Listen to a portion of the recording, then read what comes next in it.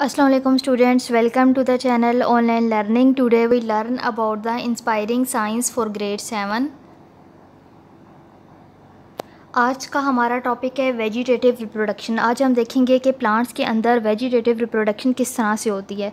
Lower plants के अंदर जो प्लांट बॉडी है वो अपने पार्ट्स को अपने आप से डिटैच कर देती है, अलग कर देती है, या फिर प्लांट बॉडी अपने पार्ट्स को डिवाइड कर देती है और डिवीजन के ज़रिए न्यू जो प्लांट्स की फॉर्मेशन होती है by the process of asexual reproduction. लेकिन जो हायर प्लांट्स हैं, हायर प्लांट्स के अंदर जो न्यू प्लांट्स की जो फॉर्मेशन होती है वो पेरेंट बॉडी के किसी भी पार्ट से हो जाती है। तो कोई भी पार्ट जो कि रिप्रोडक्शन में इन्वॉल्व होगा उस पार्ट को हम कहते हैं वेजिटेटिव पार्ट। और formation of a new plant, जब भी इन्हीं वेजिटेटिव पार्ट से किसी नए प्लांट की फॉर्मेशन होगी तो ऐसे प्रोसेस को हम कहते हैं वेजिटेटिव रिप्रोडक्शन। वेजिटेटिव रिप्रोडक्शन एक एसेक्सुअल मेथड ऑफ रिप्रोडक्शन है और वेजिटेटिव रिप्रोडक्शन के अंदर डिफरेंट तरह के वेजिटेटिव पार्ट्स इन्वॉल्व होते हैं। For example stem, roots and leaves. Vegetative reproduction veg, vegetative reproduction जो है वो कौन से दो तरीक़ों से हो सकती है। वेजिटेटिव रिप्रोडक्शन दो तरह से हो सकती है। Number 1 is natural method and number 2 is artificial method. अगर बात की जाए नेचुरल मेथड्स की तो वेजिटेटिव रिप्रोडक्शन के जो नेचुरल मेथड्स हैं वो 3 तरह से हो सकते हैं, by roots, by stems and by leaves. और बाय स्टेम्स जो है, जो वेजिटेटिव रिप्रोडक्शन का प्रोसेस होता है उसको फर्दर डिवाइड किया गया है ट्यूबर में, rhizome, bulbs, runner, sucker and corm. सबसे पहले हम देखते हैं कि बाय रूट्स जो है, जो natural method of vegetative reproduction है, इसके ज़रिए से रिप्रोडक्शन किस तरह से हो सकती है। तो वो प्लांट जिनके अंदर वेजिटेटिव रिप्रोडक्शन रूट्स के ज़रिए होती है, उनकी रूट्स के अंदर एडवेंटिशियस बर्ड्स जो हैं वो डेवलप हो जाती हैं। ये जो एडवेंटिशियस बर्ड्स हैं यही आगे से एक नए प्लांट को ग्रो करवाती हैं अंडर फेवरेबल कंडीशंस। और ये जो रूट्स के ज़रिए जब रिप्रोडक्शन का प्रोसेस होता है तो इन रूट्स के अंदर जो है वो फूड स्टोर हुई हुई होती है।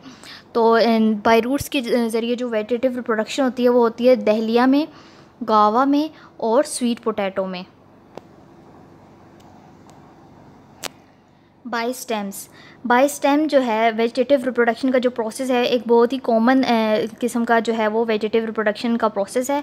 और बहुत से प्लांट्स हैं जो कि प्रोपागेट करते हैं और नए प्लांट्स बनाते हैं अपने स्टेम्स के ज़रिए।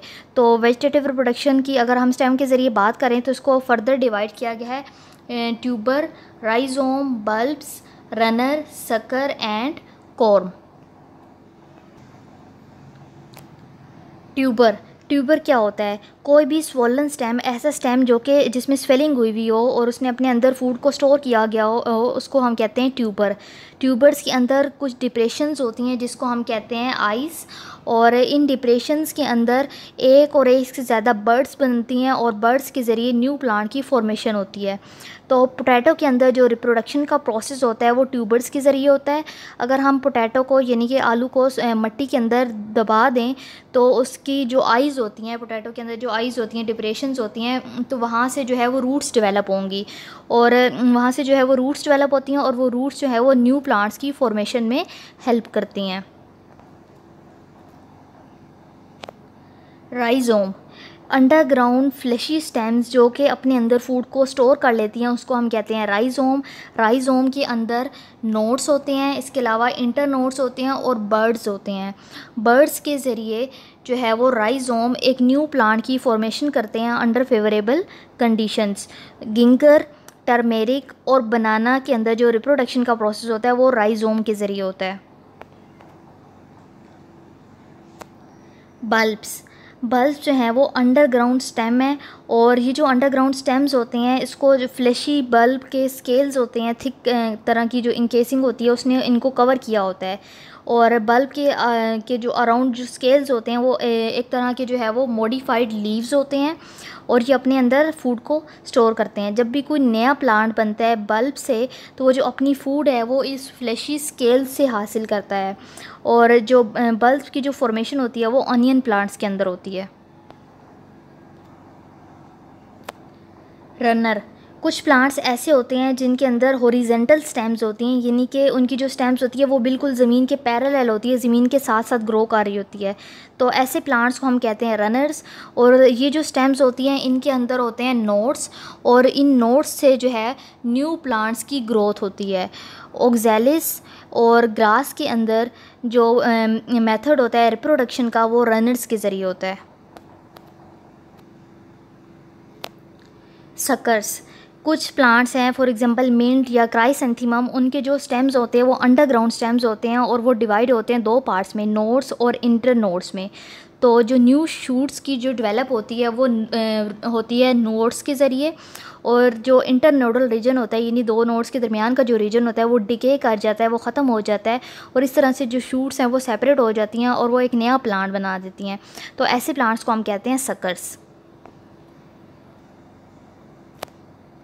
कॉर्म, कुछ ऐसे प्लांट्स होते हैं जिनके जो अंडरग्राउंड स्टेम है उसको कवर किया होता है स्केली लीव्स और बर्ड्स ने, और जब फेवरेबल कंडीशंस होती हैं, फेवरेबल कंडीशंस में जो बर्ड्स होती हैं वो उन बर्ड्स से जो है वो नया प्लांट जो है वो बनता है। कोलोकेशिया में और ग्लैडुलस में जो रिप्रोडक्शन का मेथड होता है, वेजिटेटिव रिप्रोडक्शन का मेथड, वो कॉर्म के ज़रिए होता है। अब हम देखते हैं कि जो वेजिटेटिव रिप्रोडक्शन है वो लीव्स के ज़रिए किस तरह से होती है। कुछ प्लांट्स फॉर एग्जांपल ब्रायोफेलियम के अंदर जो रिप्रोडक्शन का प्रोसेस होता है वो लीव्स के ज़रिए होता है। लीव्स के ज़रिए किस तरह से होता है? लीव्स के मार्जिन्स के ज़रिए होता है। लीव्स के जो मार्जिन्स होते हैं, जो बिल्कुल किनारे होते हैं, किनारों पर जो है वो बर्ड्स डेवलप हो जाती हैं, और जब ये बर्ड्स डेवलप हो जाती हैं तो ये बर्ड्स डेवलप होकर इंडिपेंडेंट प्लांट्स बना देती हैं, यानी कि इन बर्ड्स से जो है वो एक प्लांट्स, नए प्लांट्स निकल आते हैं।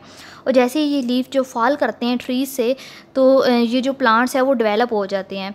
इसके अलावा कुछ और प्लांट्स हैं जिनके अंदर जो है लीव्स के ज़रिए प्रोडक्शन होती है, for example lilium and begonia. पहले हम बात कर रहे थे नेचुरल मेथड्स ऑफ रिप्रोडक्शन। अब हम देखेंगे कि आर्टिफिशियल मेथड्स के ज़रिए किस तरह से वेजिटेटिव रिप्रोडक्शन होती है। तो बहुत से प्लांट ब्रीडर्स हैं, उन्होंने बहुत से आर्टिफिशियल मेथड्स डेवलप कर लिए हैं ताकि उन आर्टिफिशियल मेथड्स के ज़रिए प्लांट्स के अंदर वेजिटेटिव प्रोपगेशन हो सकें। तो वो आर्टिफिशियल मेथड्स हैं cutting, layering, grafting and tissue culture. Cutting, सबसे पहले हम देखते हैं कि कटिंग के ज़रिए जो है वो आर्टिफिशियल मेथड के ज़रिए किस तरह से वेजिटेटिव प्रोपगेशन होती है। कटिंग वो मेथड है जिस मेथड के अंदर आप स्टेम का कोई भी पार्ट कट करते हैं, और कट करने के बाद उस स्टेम का जो पार्ट है उसको आप किसी भी मॉइस्ट सॉइल के अंदर दबा देते हैं। कुछ दिनों के बाद जो है उस स्टेम से जो है एक नया प्लांट डेवलप हो जाता है। तो इस तरह के मेथड को हम कहते हैं कटिंग। और कोलियस, रोज़, शुगर केन और कैक्टस के अंदर जो प्रोपगेशन का मेथड होता है वो कटिंग मेथड के ज़रिए होता है। अब हम देखते हैं कि लेयरिंग के ज़रिए जो है वेजिटेटिव रिप्रोडक्शन किस तरह से होती है। लेयरिंग के मेथड के अंदर कोई भी प्लांट है उसकी जो लोअर ब्रांचेस होती हैं, यानी कि जो नीचे वाली ब्रांचेस होती हैं वो बेंड कर जाती हैं, यानी मुड़ जाती हैं नीचे की तरफ, और वो सॉइल में बरिड हो जाती हैं, यानी सॉइल में दब जाती हैं।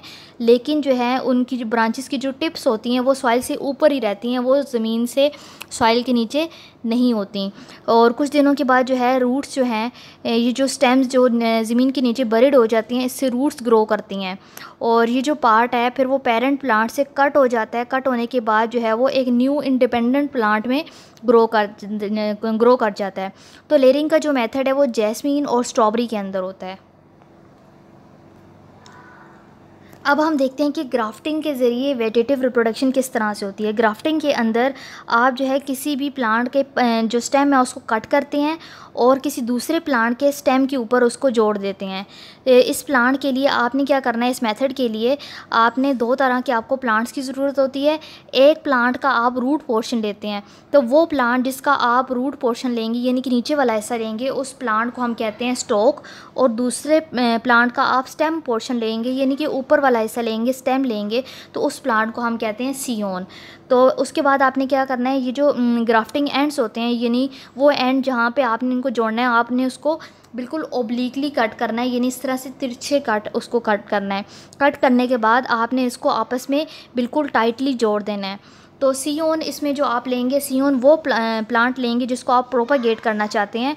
सीओन को आप जो है स्टॉक के साथ जोड़ देंगे, यहाँ पे आपका बिल्कुल ग्राफ्टेड यूनियन बन जाएगा और आप इसको रैप कर देंगे वैक्स के ज़रिए, और इस तरह से जो है एक न्यू प्लांट की फॉर्मेशन होती है। तो ग्राफ्टिंग का जो प्रोसेस है वो ऑर्नामेंटल और फ्रूट प्लांट्स के अंदर यूज़ किया जाता है। Tissue culture. अब हम देखते हैं कि टिश्यू कल्चर के ज़रिए वेजिटेटिव रिप्रोडक्शन किस तरह से होती है। टिश्यू कल्चर एक बहुत ही लेटेस्ट टेक्निक है जो कि जिसको हम वेजिटेटिव प्रोपगेशन में यूज़ करते हैं, और हॉर्टिकल्चरिस्ट जो है वो टिश्यू कल्चर की टेक्निक को मोस्टली यूज़ करते हैं।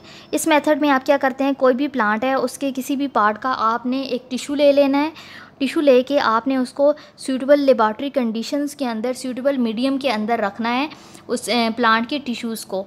उसके बाद क्या है, जो प्लांट टिश्यूज़ है वो ग्रो करना शुरू कर देंगे मीडियम के अंदर, और उस मीडियम के अंदर जो है वो आपको सैपलिंग्स नज़र आएंगे, छोटे छोटे पौधे नज़र आएंगे, और उन पौधों को आपने उधर से मीडियम से ले लेना है और वहाँ से निकाल के आपने उसको सॉइल में लगा देना है। इस टेक्निक को आप जो है माइक्रो प्रोपगेशन भी कहते हैं। और ये जो टिश्यू कल्चर का जो मेथड है कि बहुत ही शॉर्ट टाइम कंज्यूमिंग मेथड है, यानी कि इसमें बहुत ही कम टाइम लगता है। कम टाइम में आप अनलिमिटेड नंबर ऑफ़ प्लांट जो है वो प्रोड्यूस कर सकते हैं। और टिश्यू कल्चर की जो टेक्निक है इसको हम यूज़ करते हैं डाइजीज़ फ्री प्लांट्स, यानी कि ऐसे प्लांट जिनको कोई भी डाइजीज़ ना हो उनको प्रोड्यूस करने के लिए यूज़ किया जाता है। Advantages of vegetative reproduction. अगर हम वेजिटेटिव रिप्रोडक्शन के एडवांटेजेस की बात की जाए तो वेजिटेटिव रिप्रोडक्शन के बहुत से फ़ायदे हैं। सबसे पहला फ़ायदा ये है कि वेजिटेटिव रिप्रोडक्शन एक बहुत ही ईजियर, सबसे आसान, तेज़, जल्दी होने वाला एक लेस एक्सपेंसिव मेथड है, यानी कि इस पे कोई ज़्यादा ख़र्चा भी नहीं होता।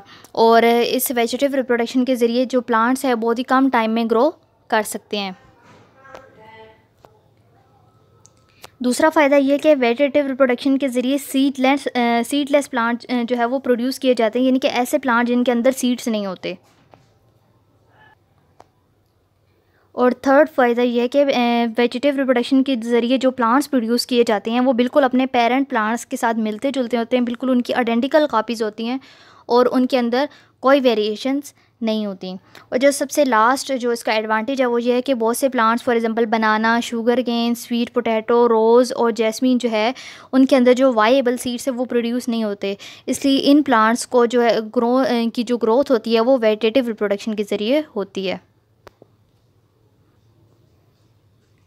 I hope students you have gained the concept of vegetative reproduction and two methods of vegetative reproduction, that are natural method and artificial method. If you like my video, kindly subscribe my channel. Allah Hafiz.